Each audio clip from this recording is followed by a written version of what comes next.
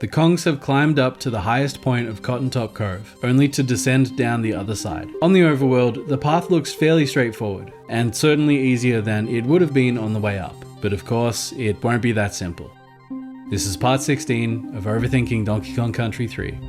As I mentioned in one of the earlier videos, Cotton Top Cove is a sort of mirror of itself, rising, peaking, falling. But their placement on the map isn't all that bonds the two waterfall levels together. Both are showcases for new barrel types. In this case, it's the tracker barrels. The tracker barrels are a great idea. They're essentially blast barrels, but they remain beneath the Kongs, no matter which way the Kongs move or how far they go out. So the tracker barrels, while shooting the Kongs upward, are often used to traverse horizontal spaces. Unlike Rocket Barrel Ride, Tracker Barrel Trek, while definitely very vertical in progression, has a lot more emphasis on horizontal movement, and not just when it comes to the tracker barrels. The level itself is a lot wider, and not as tall, and I dig how they didn't just try and switch out the barrels and call it a day, but give the level and identity all its own beyond the main gameplay focus. Ali shows up again, that's what, 4 times in 3 worlds now? It's not her last appearance either. She gets to showcase her water shooting moves here too. Instead of taking water from the river, it's now from the waterfall. Doesn't seem like a big deal,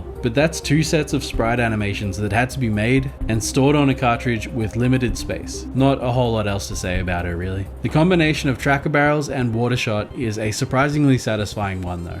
I don't think her placement here is merely to add color to the level either. What she learns here is instrumental to her fight against the boss of Cotton Top Cove. So it could be said that Tracker Barrel Trek is a sort of dry run, no horrible pun intended, to get players ready for the boss.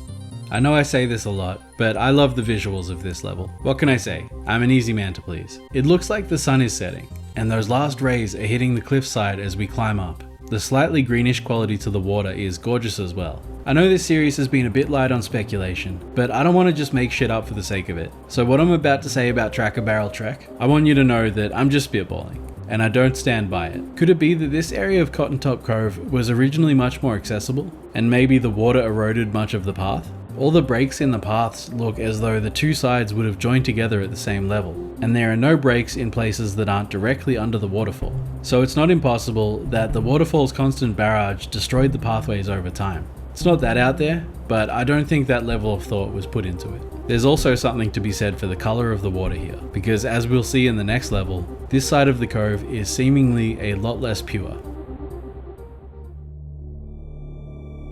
Part 16 is over, and one more level before the boss of Cotton Top Cove. I think this might actually be my favorite level in Cotton Top Cove, now that I've had a closer look at them all. It's visually the most beautiful, or top 2 at least, and the gameplay is arguably more varied and balanced than any other level of this world. That said, despite my many issues with this game, none of the levels have really disappointed just yet, and that's awesome. Next one coming soon. Thanks for watching.